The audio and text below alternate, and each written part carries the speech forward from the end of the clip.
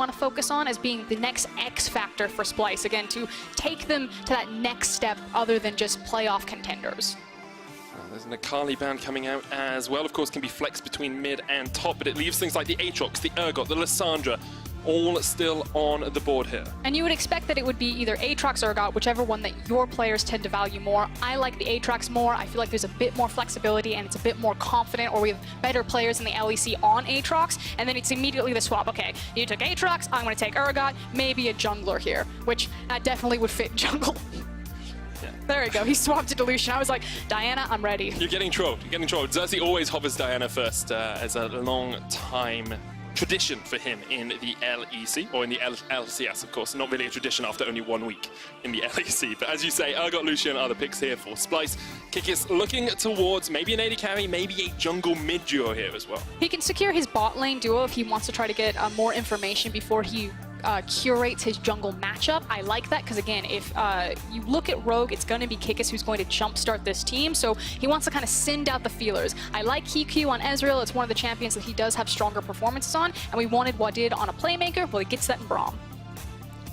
Gives you a little bit more poke in that lane as well with the Winter's Bite and some safety. Takes away the Lucian Braum bottom lane from Kobe and Noskarin as well, which is so important to do. Lucian Braum, so powerful, but oh no, indeed, it's Karthus being picked up here for Humanoid. Could, of course, go to Xerxes as well. Now, here's one of the things. When we have seen Karthus in the jungle at least work, because like you're saying, it still is a flex pick. We saw Vitality play in the mid lane, G2 play exclusively in the jungle. It was in tandem with strong laners like the Aatrox. Now, they still have a strong laner in Lucian and Urgot, but there's still time that Rogue can kind of carve out superior 1v1 matchups in their solo lanes, that if this Karthus does get slotted into the jungle, they can maybe try to create some pressure and invade, start blitzing into that Karthus' face to mess him up in the early game. Talked about Kikis being the key man for Rogue. Well, invading a Karthus early is how you shut him down, and that's what Rogue will be looking to do here.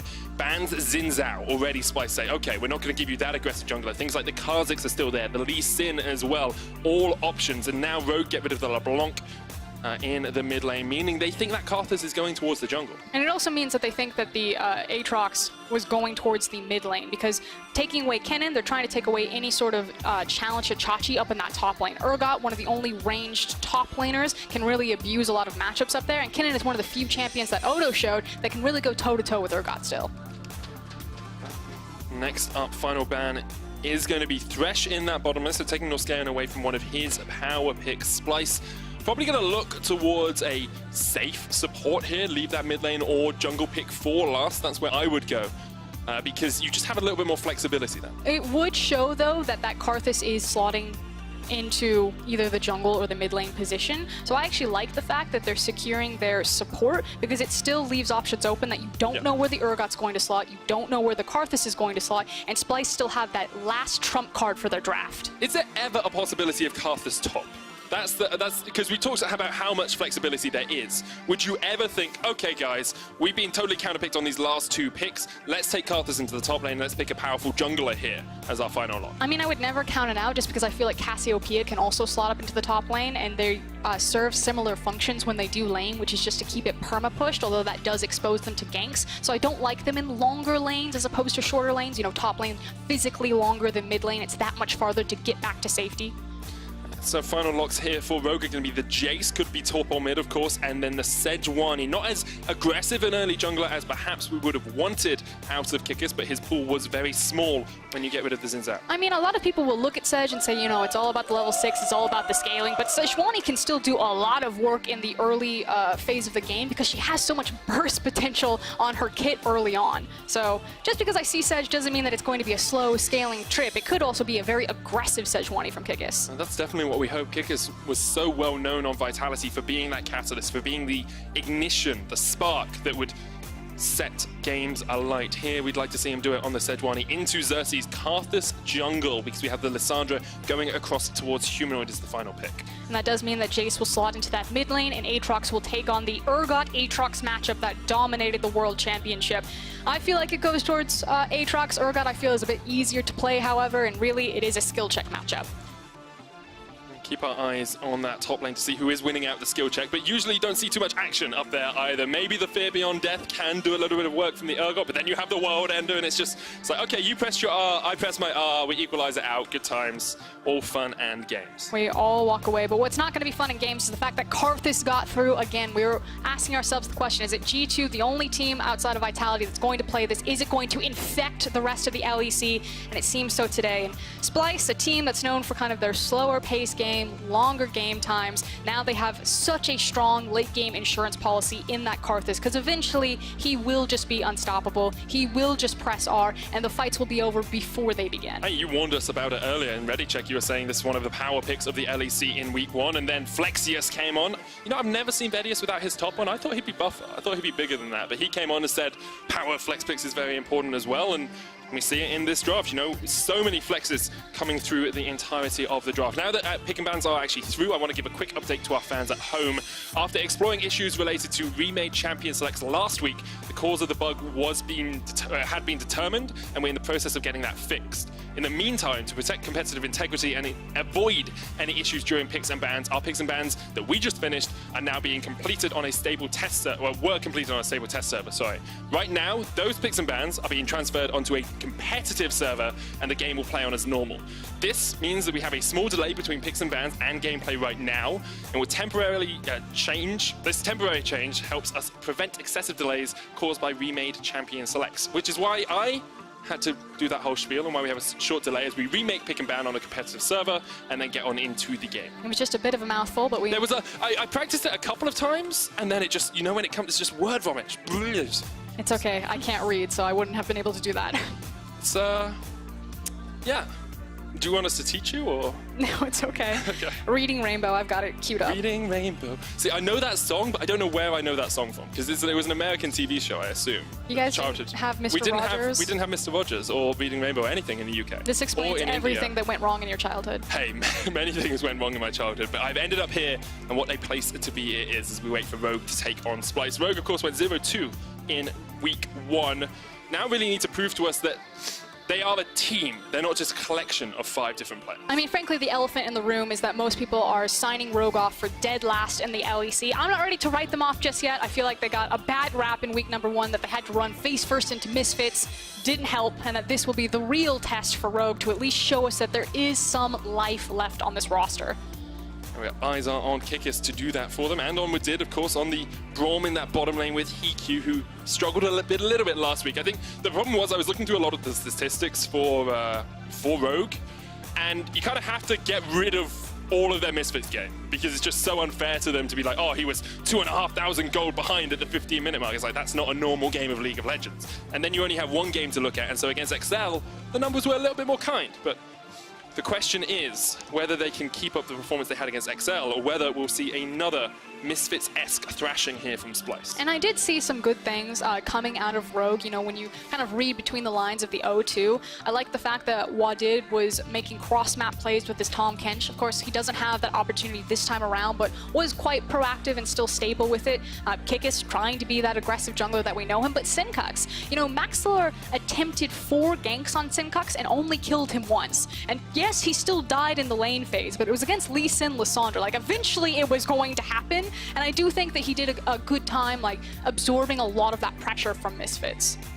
On the other side of the Rift, it's Splyce, who had an okay week 1. I think they'll be a little bit disappointed that they lost that game to Vitality when it was pretty much in their favor for the majority of it until Attila's Vein got online. But if they can perform like that again, if they continue to do this AD carry, scale into the late game, 35, 40-minute long game, you have to expect they will consistently go 1-1 or maybe even 2-0. But I want more than that from Splyce. I have a lot of faith in their coaching staff. They seem to have leveled up support across the board, retaining Peter Dunn, bringing in more assistance for them. And so this is the next chapter again for Splyce. More than gatekeepers, gate crashers. It's the LEC chapter for Splyce. It's been around for such a long time as an organization, of course, and Kobe, the only player that stuck with them through thick and thin, went to Worlds with them just a few years ago, and now he's trying to champion them, lead the charge towards the top of the table. So Who we got to focus on is, of course, going to be that Karthus in the jungle. Now, Karthus very easily can be disrupted in the jungle. He's not super great early on. Now, of course, if he gets the lock-in on the Skittles, he can burn you down quite efficiently, but he's going to be fairly mana-dependent and very fragile early on, and he doesn't have a lot of gank windows before level 4 when he has access to all of his abilities, particularly that Wall of Pain, to make him so strong in the gank. And with Sejuani and Jace, if you ever get mid-lane priority, Rogue need to disrupt this Karthus before he gets going. So really you want to track him early on as well. Understand where he's starting. Expect it to be over towards the blue side. I would think he has to start on the blue side. Very mana-dependent champion. Can move through the jungle pretty well, though, because he does have the AoE Skittle Burst. Norscaven and Kobe actually not going to help out with this blue, so maybe a slightly delayed start here for Xerxes, but the Skittle's doing extra damage when a target is isolated will help. You can see the 127 magic damage popping up. And Xerxes will just be able to kite this one back. Something, of course, good junglers can do on these range junglers. Take minimal damage from any of the buffs. Yeah, really good kiting from Xerxes, and looks very confident and comfortable on the champion. You know, you can usually tell the difference on how they're going to kite around the objectives, or excuse me, the monsters, and how much damage they'll take. I think the question, like, as much as Rogue should expect Xerxes to start on blue side, how much do they actually know he started on blue side? Like, is it a you have to on Karthus? I'm going to say now they know. 100%. Yeah, I think now 100%. But until he got spotted on that ward, I was wondering whether there'd still be a little bit of doubt in the minds of Rogue, because they didn't see the bot lane. The bot lane went straight down towards bot to push that out quite aggressively. I think it's always going to be a strong suspicion. What I'm curious is if what Kikis is going to do with that information. If he's just going to grab the Scuttle Crab, then return to his buff and continue to kind of move through the jungle, or if maybe he's going to look for an opportunity to slip in and maybe contest Karthus early on. But looks like with the vision, he's just going to grab Scuttle, and it's going to be a free clear for both junglers. And just gets Karthus towards that level 4 even quick. You can see he's done a full clear. Gromp alongside the blue, the Scuttle, and those wolves. Now gets the fiery chickens. And we'll go across towards the red buff. And that extra vision control, that extra little bit of safety from Splyce really helps him out in the early game. Hiku getting engaged on here by Norscaven, and that aftershock keeps him a bit tankier, stunned up as well, but Kobe and Norscaven doing a good job at the moment. I want to point out the timing window from Senkux there to place that ward on the top of mid side. We can check that Senkux is also running the cleanse, pretty standard across from Lissandra, but it's a lot of respect to recognize Karthus is going to be on the top side of the map. He's probably going to be around that level 4 window. We saw Jankos be very successful with ganks on the mid lane using the Wall of Pain, and by placing that ward, it's again that heads up play that Senkux is aware of what's happening around him, and he's just creating that safety net. Xerxes looking for an early-ish gank up towards the top side. We talked about how this is a skill matchup between the Urgot and the Aatrox, but as soon as you make it a 2v1, it becomes a little bit harder. Prophet pathing down towards the bottom side. A lot of minions here, but as soon as Prophet uses this final Q, you have to think they'll go in. Chachi gets the knockback with the disdain, and Prophet not in the best of shape. Splashes away, but Xerxes lands the Skittle, tastes the rainbow. Prophet's down. And it's just too easy from bad to worse for Rogue right now, because not only is it first blood, but it's first blood on the Karthus. He is well and truly on the springboard. Again, level 4, you just have to be aware of where Karthus is going to strike on the map.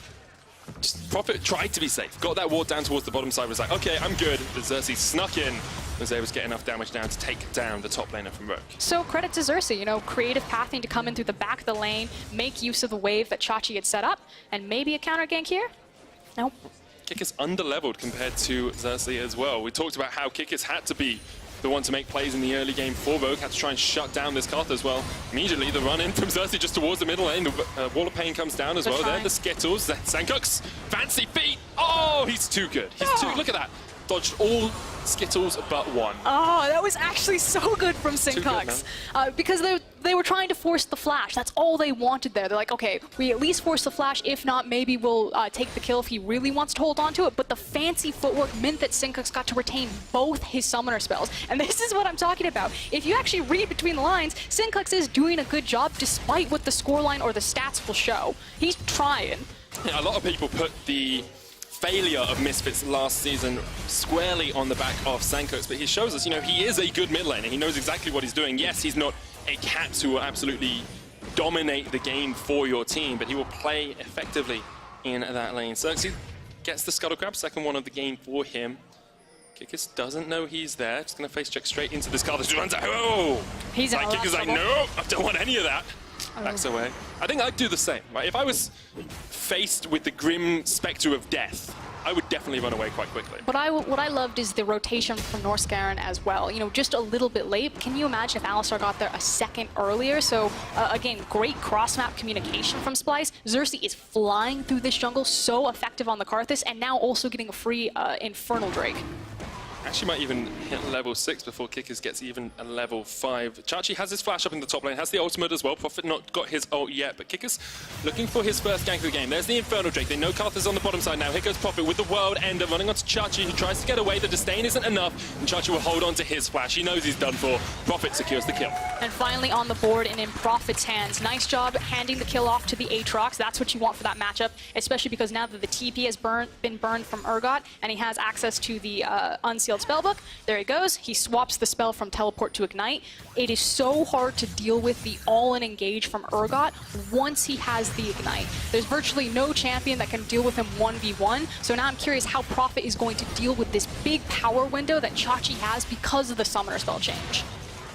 Chachi holding on to his ultimate in that fight as well means they have the ult advantage in the next battle in the top lane if they do go for it. Bot lane has been pretty quiet, as expected. You know, we saw a couple of times Norscaron going for an engage. Hiku just jumps away. What's really important is Hiku's itemization. There's always going to be the difference between going for the tier build of Ezreal or hanging around in lane and making sure that you can get the sheen on the back.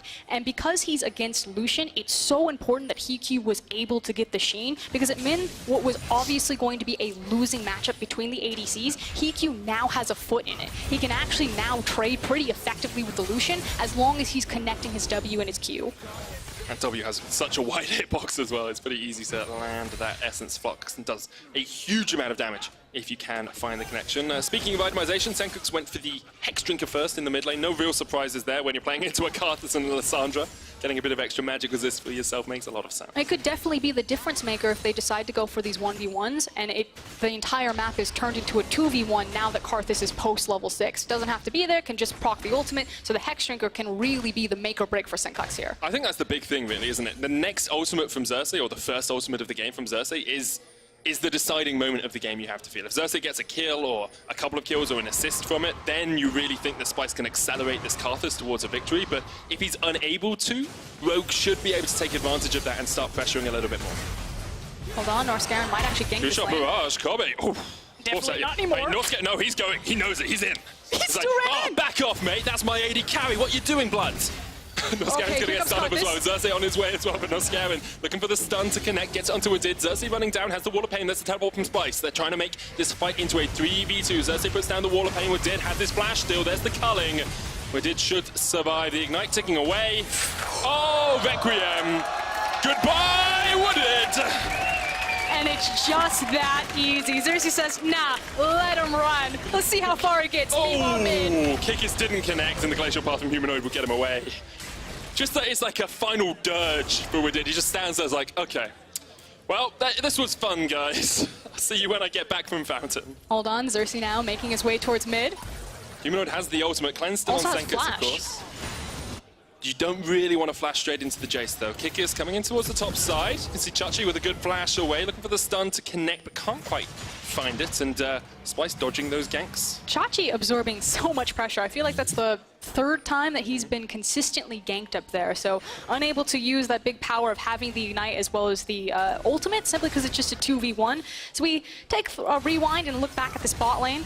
And it looked pretty dicey for the fact that Lucian couldn't participate, but he's got the TP, he comes back into the fight, Norscaron places the ward for him to come back and get involved on it, and just beautifully executed from Splyce. Knowing that they had the Requiem in the back pocket, all they need to do is get wadded under kill pressure. And I like how he holds it to check. Is the Ignite going to kill him? Okay, nah, you're mine anyway.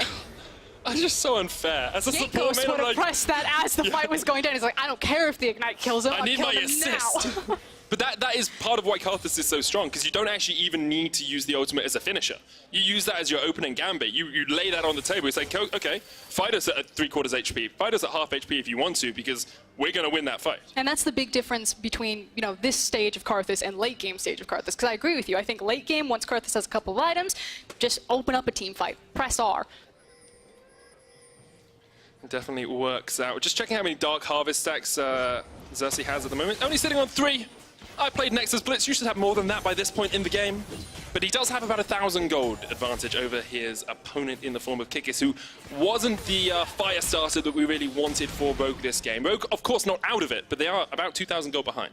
He has a lot more options now that he has his ultimate, though, so Kikis looking to get involved, continuing to gank this Urgot, and again, making sure that this isn't a 1v1, that it's always going to be a 2v1 scenario.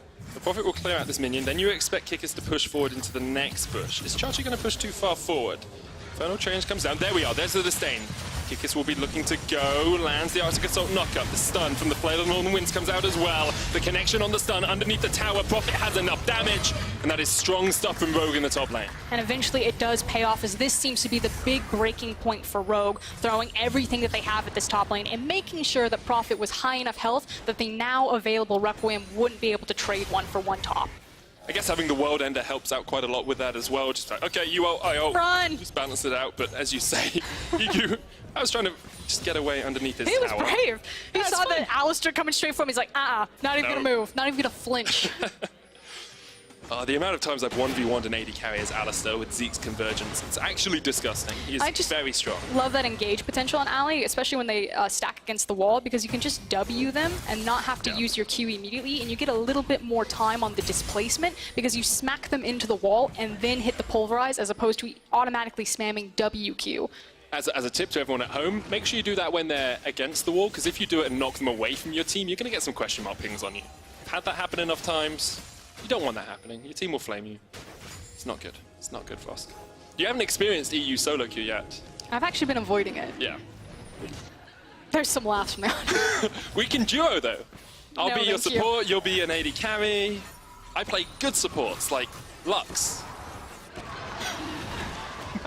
I'm a Khan one trick and he just got hard nerfed. We're just changing the expectations. You're the support, I'm the ADC. Yeah. It's 2019. We're both bot laners now. Okay, one of us can carry. Anyway, Rifteld was started up here by Kikis. They're going to trade it for the second dragon of the game, which Splyce have secured. The Infernal and the Mountain going down there. But that bot lane tower is very low as well, and Splyce setting up a 3-man. I actually like this response from Rogue. They know that bot lane is sacked. Get off the tower. You can't do anything. You see the Mountain Drake goes down, so you know Karthus is going to zip his way down there and take it for free. So instead, what can you trade on the map? And they grab the Rift Herald, which theoretically should get them a tower in return. So this was best case scenario for Rogue, and actually a really good read on the map.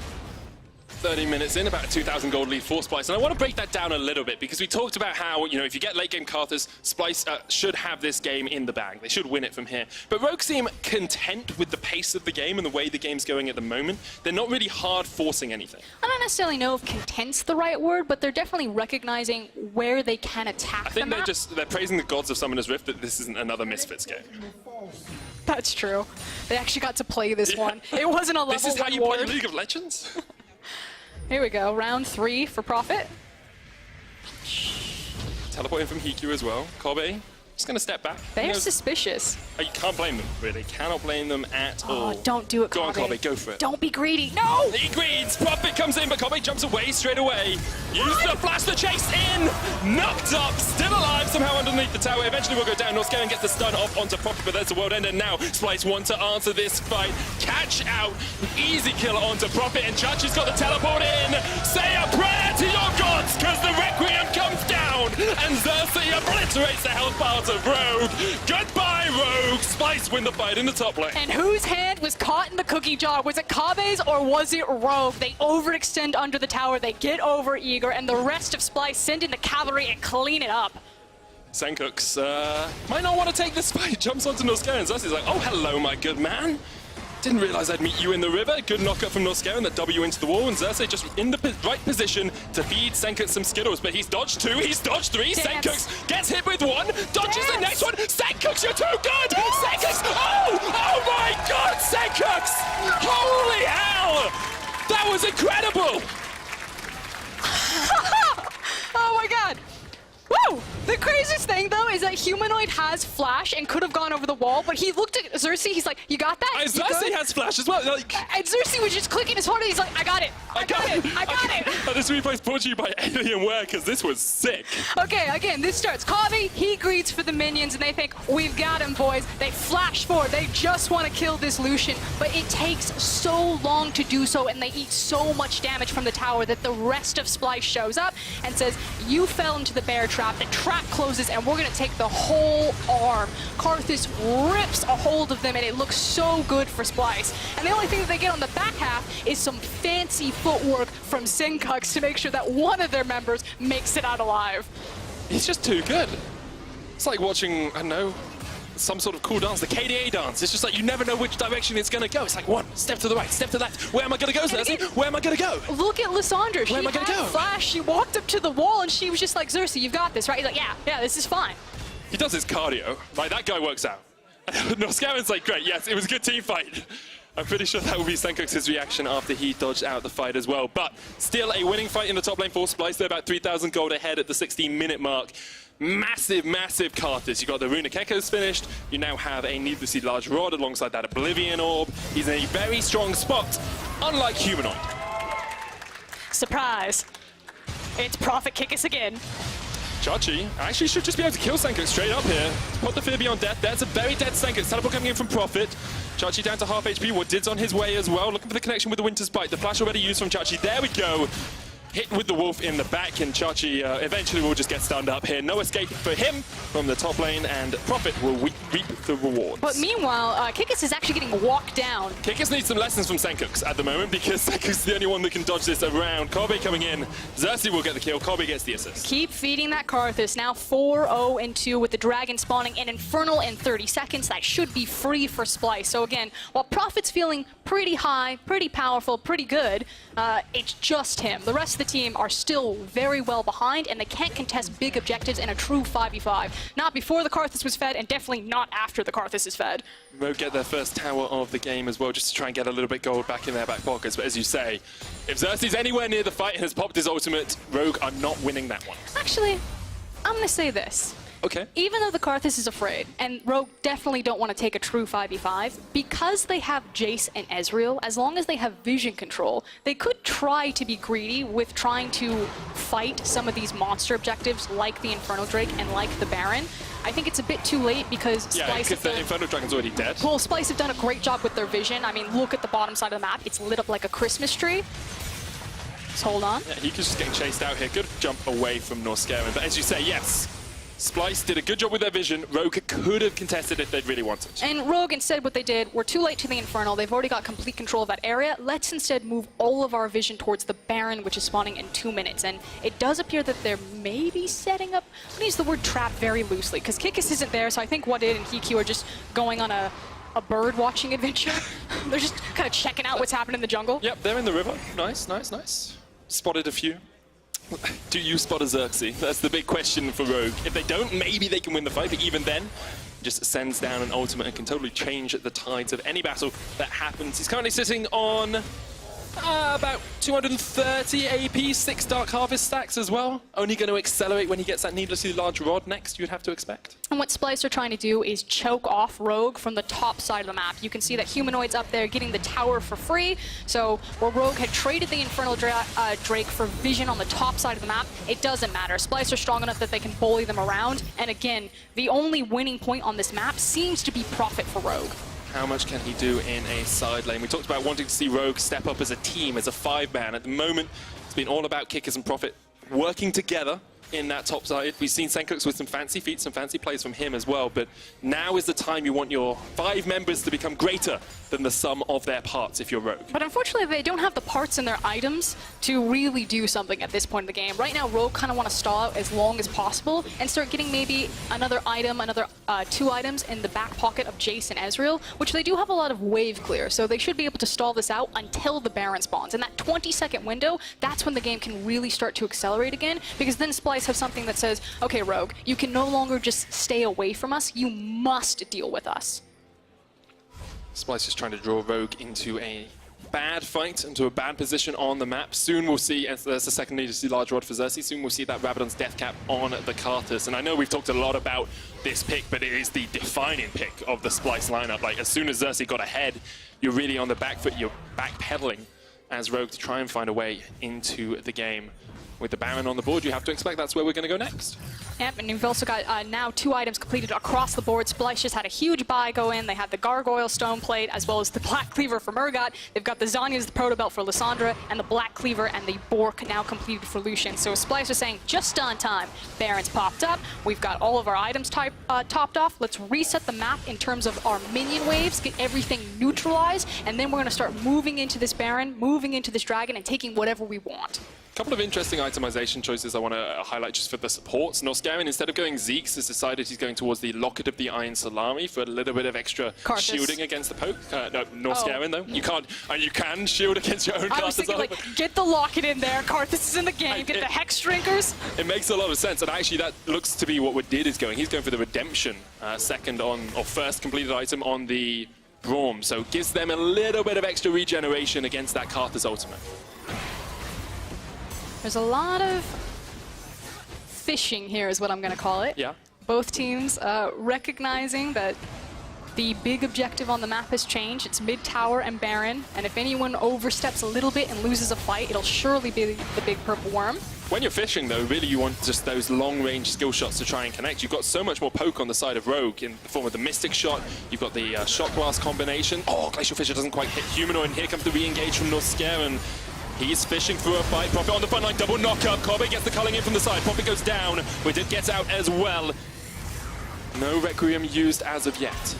Oh, true shot, barrage. Oh! He caught himself a big fish with that ult. Oh, just on the very tip there for Norscarin. He tried to turn out of the way, but that said, Splyce still have the siege here and could look to go in. Kick is coming in from the side. Chachi almost stunned up. Glacial Path used away from Humanoid, and Splyce realized they cannot continue to push forward. No one low enough on Rogue to eat a Requiem. So much poke potential from Rogue. The fact that they're able to consistently disengage from a Lissandra-Alistar combination is quite impressive to lay down enough poke damage to kind of survive the tide of Splyce. You got to give Prophet credit in that last fight as well. He stood. He was that defining line between Norscarin, who jumped on his back line, and the rest of the Splyce members. And because he was there, no one could really step past him. And again, this is buying Rogue time to get to those big item breakpoints for Jace and Ezreal, so those two can start hitting like trucks and continue to lay on this poke. So Prophet doing a good job, like you're saying, being that defining line, drawing it in the sand and said, no, we must hold them here because I need to buy time for my team. Almost at 3 items for Hiku. He'll get a tier next, you have to think, to go towards that Seraph. Double tier Ezreal. Humanoid takes a little bit of a chunk, as does Xerxes. That's something we didn't really mention that much with Karthus. He's super squishy, and if you get caught out, you are going to die. Chachi flashes away. Kobe and Norscarin coming down from the mid lane, but Kobe goes back towards mid. He wants the push. They want the tower. Rogue here fighting over the Mountain Dragon. Yeah, it feels a little bit scattered from Splyce. You know, where are they going to attack on the map? Eventually, they decide to trade the Mountain Dragon for the mid tower. I really like that trade because, again, the Mountain Drake doesn't mean anything unless you get to use it offensively. Now, that said, Rogue on their composition with Ezreal, Jace, with also now damage or extra damage to towers, that feels great, but they got to get to the tower first. The question we asked for Splyce before this game was whether or not they were going to be traditional, whether they're going to go, here's an 80 carry, here's 40 minutes in the game, we've got 3 items. It feels like they've stepped away from that a little bit. More aggression from the Karthus in the early game, putting a little bit more impetus on Xerxes getting ahead, but they are still just trying to scale up. As soon as you get this Rabadon's Death Cat complete on the Karthus, they are in a very good position now to fight. Hold on, maybe a pick. Norscarin does still have the ultimate, but can be CC'd for quite a while here. He putting a lot of damage down. There's the Infernal Change, doesn't draw him back with a Glacial Fissure, will catch him out, and that's a good pick for Rogue. And unfortunately, just some inexperience showing from Norscarin. A bit too far down the lane. Good pick from Rogue, and it may turn into the tower. Tower goes down, Prophet has to pop the World Ender. Requiem is available if they want it, but Prophet, they're trying to just wait it out. Prophet needs to turn this one around because otherwise he's just not going to have enough health to survive through that Karthus ult. Chachi caught out. A lot of damage coming down. The knock-up lands. Here's the teleport as well. Chachi, one more shot for the stun. There's the Requiem. Calling to the gods, but he's disrupted! Oh my god, Kickers! You say you need to be counted! That's how you get counted, but now Splyce, because of the overextension from Rogue, can just re-engage. Humanoid jumps in with the Ice Shard and Wadid trying to run away. We'll get to Prophet. Glacial Path. We'll get the chase on. That's another good kill for Humanoid. Splyce, turn the fight around. A hero play from Kikits to make sure that he can try to save Prophet, but like you said, they just go a little bit too deep, and Splyce are able to put them into the grinder, chop it up and spit it out, and they now move on to the Baron. And with the Karthus, with the Lucian, with Blade of the Ruin King, and with Alistar tanking as he Hex flashes over the wall, they're going to be able to burn this very quickly. Yeah, Splyce will get the Baron after what seemed to be the perfect fight for Rogue. They stopped the Requiem, they stopped all that extra damage, but they just took one step too far. They do get the Baron in the end. Good stuff from Splyce. 5,000 gold lead for them, 25 minutes in. I mean, frankly, I did not expect the game to go like this. I thought this was going to be just a wash, that Splyce would take it very slow, that maybe Rogue wouldn't have any fight, and eventually Splyce would just overwhelm and roll over them. I am so excited to see that Rogue actually do have some fire left in them, that we're seeing these mechanical outplays from the likes of Senkux, from the likes of Kikis. So this actually makes me more excited for Rogue, despite the fact that Splyce are still firmly in the driver's seat. Oh, definitely. Like, if you can fight from this sort of position, in this sort of way, you have to have some faith in this organization. And credit to Prophet for his decision-making here. He's like, I know that the Requiem's going to pick me off. I must turn it around. I have to get something back for this. And then he tries to basically say, I'm going to trade my life just to set up this fight, just to put us ahead. And then Kikis makes the hero play to interrupt with the flash on the Karthus. Xerxes thought he was poised far enough away from the fight that he would get the Requiem off, but Kikis finds him in that back line. Teleport from Humanoid into the fight as well made a big difference. Rogue look like they might be caught out a little bit here. Prophet does have the ultimate. We'll pop it at the last moment. Chased away from Splyce. No one else down yet. He's got... Can he get back into the base? Requiem's about to come off of cooldown. I think that's longer than it would take for him to channel back. Of course, Requiem usually on very long cooldown. He will be running Presence of Mind to bring it down. But for the moment, not gonna pop it. He does get back to base in time. Now with the Baron, and past the 25-minute, it's very difficult to deal with the minion pressure unless you are a composition that is Ezreal and Jace. So again, that abundance of wave clear may buy Rogue enough time to continue to put up a fight.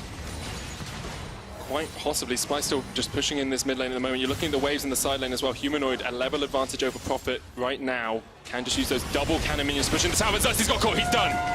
And a huge shutdown bonus that now goes into the hands of Ezreal, exactly where he wanted. Oh my god, Senkux! That was unexpected. I thought with the Requiem everyone would just back off, but Senkux stayed around, tried to defend the tower. Now Kobe and Chachi can push forward. It's a 4v4. The bot lane is a 2v1 as well. And despite the fact that Karthus was picked off, I love the fact that Splyce are cutting up the map. They're trying to separate all of this wave clear. They don't want Rogue to just kind of sit as Jace and Ezreal behind a single tower and clear out the Baron cannon creeps. And so instead, by splitting up the map, they're making sure that they get a 2-for-1 special. The mid tower, the Senkux, and the bot tower. Let's have another look at this, because it looks like Xerxes just mispositions and gets caught out. Good stuff from Kikis to find the pick. Just didn't spot Kikis until it was too late on that ward. So Xerxes thought that he had the vision underneath him, but Sejuani, good read, staying in Fog of War. That's greedy from Senkux. Yeah. Karthus sends his regards. Yeah. You can see it coming. It's not like it's a surprise ultimate either. It's not hidden from you until you just take half your health. You can see it. It's a big laser of doom on your face, Senkux. You can't dodge that one, okay? Maybe he thought he'd get his fancy feet back out again, get the tap shoes out. Don't think he was expecting Kobe to be that on the mark, although should have. Yep. Teammates. Exactly, and I mean, Kobe has consistently shown us that he is one of the more reliable members of Splyce when it comes to late game. Often put the team on his back in 2018, has done it a couple of times this split as well, or once this split.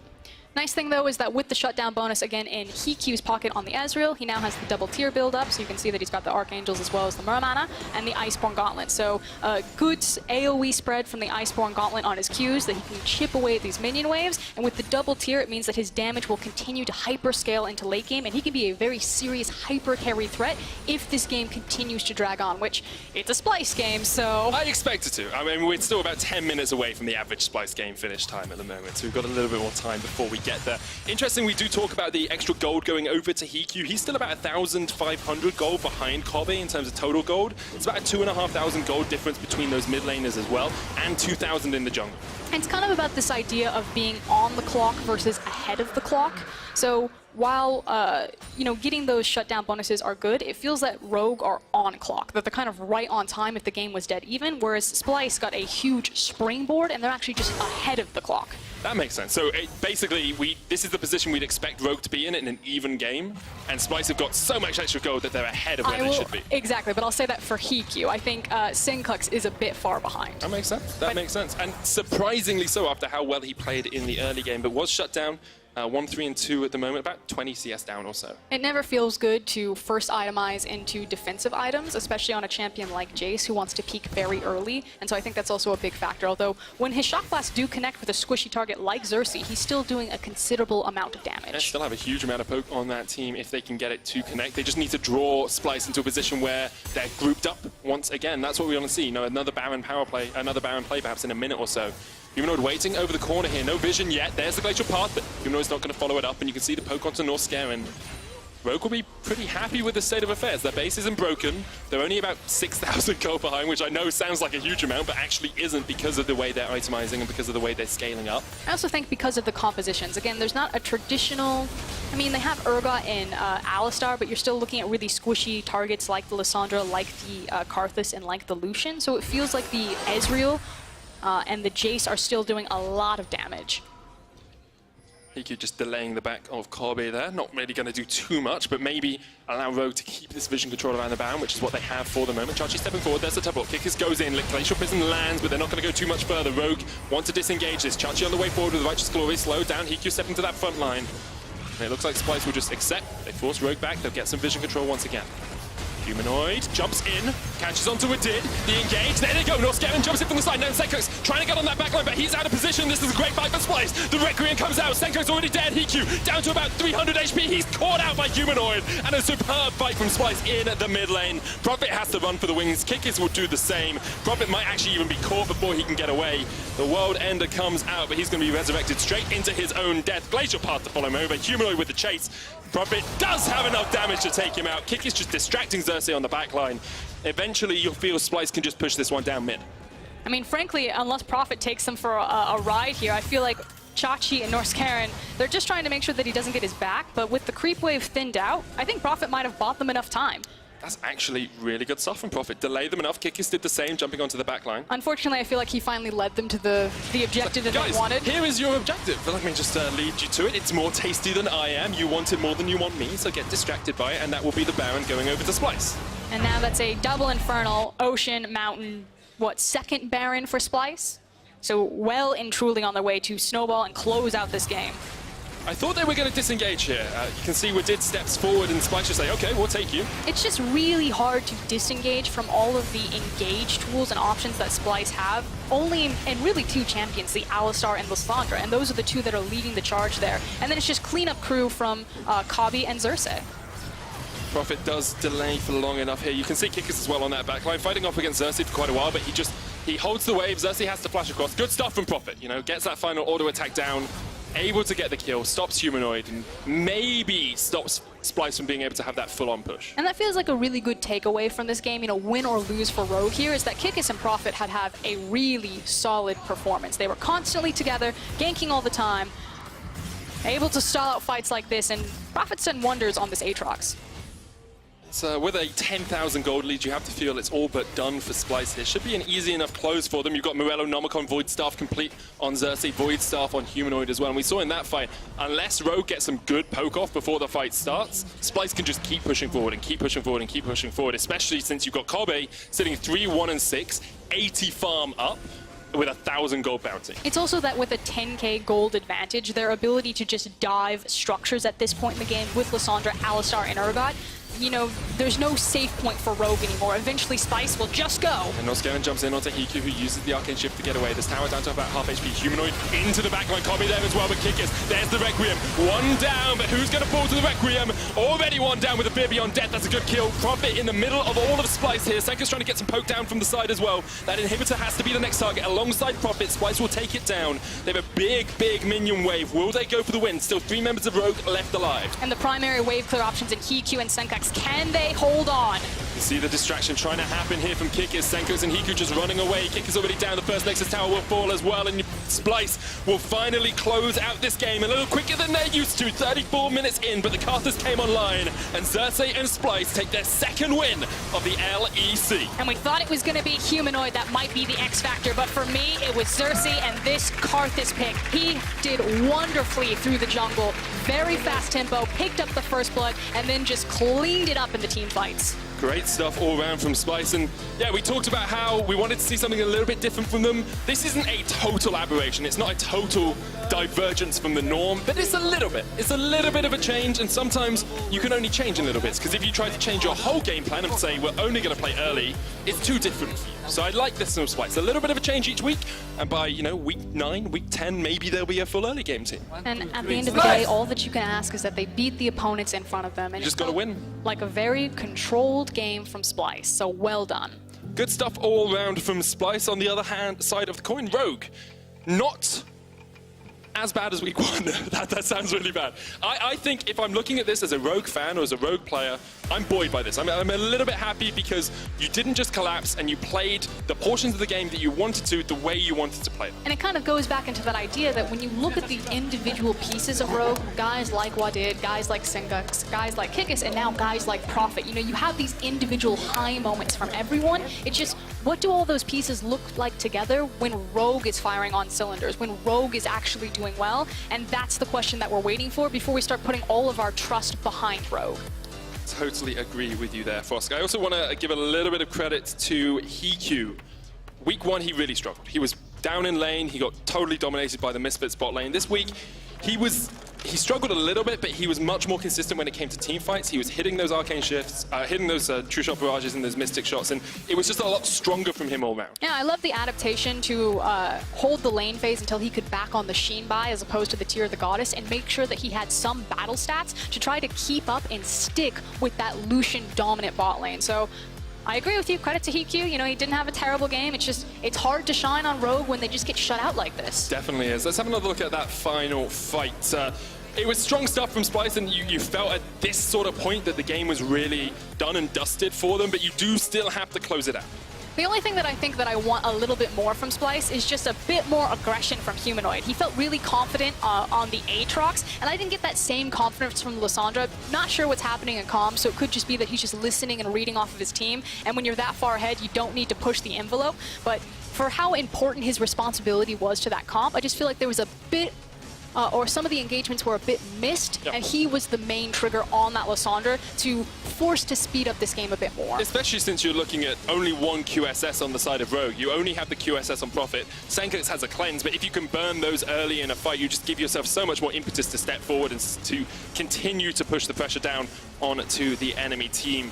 Like, overall, I think if you're Splyce, you're happy with this. You are acting probably at the edge of gatekeepers, maybe wedding crashers or gate crashers, or whatever we want to call them. Like, this was better than a 6th place team, but not as good as a 3rd, 2nd, 1st, in my opinion. I was just impressed what I saw from the jungle. It felt like Splyce were on the same page, that they were speeding up the game a little bit. Just, you know, again, there's some new blood on the team. We don't know what's happening in comms. Maybe a bit of stage fright, maybe just trying to find your groove in the LEC. But so far, I like what I see from the new iterations of Splyce. And it's the right time to find your groove as well. We're still only in week 2. Like, we can say these bold, sweeping statements, and I know I do a lot of the time. Splyce are going to win. Splyce are the best team in the league, but remember to vote for your key player of the game at LoL Esports on Twitter. You can choose between the best players in the league, Xerxes, Humanoid, or Vizichachi. I'd probably give it to Xerxes. I know picking Karthus jungle kind of feels like oh, you picked Karthus jungle, good job, you won the game, but he also played it well. Yeah, and then credit to Chachi and Humanoid for making sure that Xerxes was set up for success, that he was able to pick up that first blood, that he was never invaded or pressured on the jungle. So I think it was a huge team effort from Splyce, but it was definitely the Karthus pick that was the primary carry and shown through. I think there's an honorable mention here for Syncux as well, purely because of the fancy feat. Twice, he didn't have to burn his summoner because it was just like, guys, I don't know where I am, you don't know where I am. It's like, if you don't know where you are, they don't know where you are, you know? Just basically playing Twister is what it felt like. Exactly, yeah. Put your foot on the red skittle. Well, Dracos is standing by with Nilskaren and Vizichachi to talk about their win for today. Thank you very much, guys. I am joined by Norskaren and Vizichachi. It's good to have you both here. Now, first off, incredibly dominant win. Chachi, you got to be involved pretty much every stage of the game. Norskaren, it felt like you sat on your island in bot lane for a long time while Karthus was around that top side. How did the game go from your perspective? Well, we won bot lane. We had a pretty good draft, I would say, and our coaches were smurfing, I would say. And yeah, I was just running through a river mid and hiding on pink wards, I guess. There was not too much to do because my team was just too good. But we got a small lead bot lane, and yeah, our team was just carrying, kind of. All right, you're very casual about how you're describing this game right now. Were you more heated in-game? Were you more revved up? Or are you kind of the guy that keeps a cool head when it comes to in-game communication? I mean, last year I was really like hyped all the time, but I think this year trying to keep it down a bit. But I got really hyped, at least when we started winning one fight, but calmed down in the end. But yeah. Does that mean there's no more dab scaring? It's not coming back? Maybe one day. Maybe one day. All right, over to you, Chachi. Fantastic early game from you and Xerxes combined, coming to your lane to get that gank, to get the Karthus rolling. How much of your synergy that you guys built up on the Unicorns of Love roster has kind of carried over to this new Splyce lineup? I think already at the beginning when I joined the roster and we had our bootcamp in December, we could see that our synergy kind of carried over, but something was a bit missing, which probably happened because we were parting ways the last year. But I feel like during the bootcamp we found back this synergy really fast, and during January we are like having no problems communicating with each other, and if something goes wrong we are very fast to fix it. Well, and you can see a lot of that on stage. It really feels like the duo is back together, I think, from an outside perspective, so it's a good look. I'm curious for you, you played on a lot of different lineups, from Unicorns of Love, jumping over to Schalke, now going to Splyce. How does this team and this team dynamic compare to some of the other teams you've been on? I would say right now the team we are having is probably the nicest team I've ever worked with.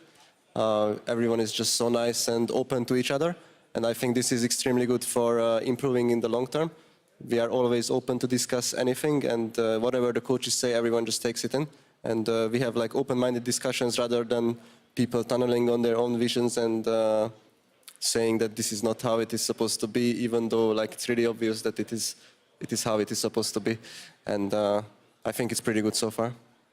Once again, looking good. Now for you, Norskeren, I think a first time here on the LEC stage, you've had to go up against former teammates. Does that weigh on you at all when you go in? Do you feel bad when you're smashing a game like this? Or is it kind of, you're not worried about it, they're enemies now, and you just keep going? Yeah, I guess the motivation is kind of a little bit higher. I mean, it should always be 100%, of course, but when you're playing against former teammates, you want to beat them a little bit more. Especially Profit, a very good friend of mine. I really wanted to beat him, and I did, so I feel really happy right now.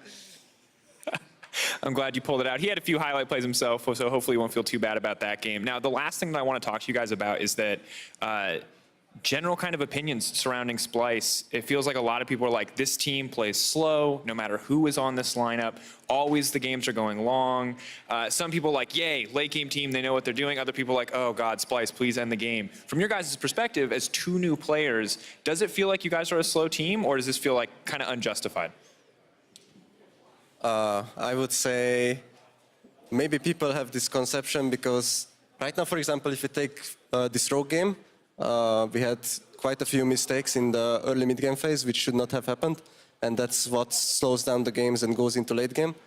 Of course, we kind of drafted late game insurance with Karthus, but I think mostly games that go into the late game are sometimes due to team's mistakes, and I think in this case it was that. But we are of course looking to tidy up this early mid game, and if we manage to work on these the next weeks, I think we can be a very fast-paced team because we understand the fast rotations and the fast-paced macro moves.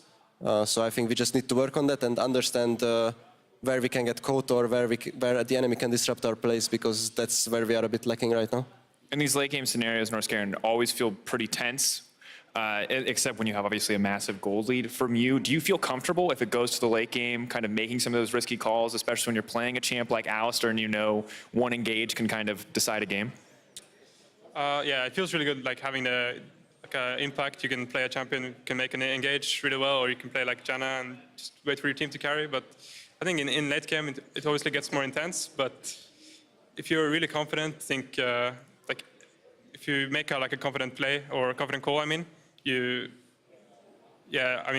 should be really easy to end the game, because if your team really trusts you and you know you have the right idea, they will follow you, and this should be easy then. All right, well, confidence definitely came through for you guys today. Congrats again on the win. Thank you for talking to me. But Splyce, they're not gone yet. Up next in Picks and Bans, we're gonna have Kabi and Duke on the desk for G2 versus Excel. Don't go anywhere.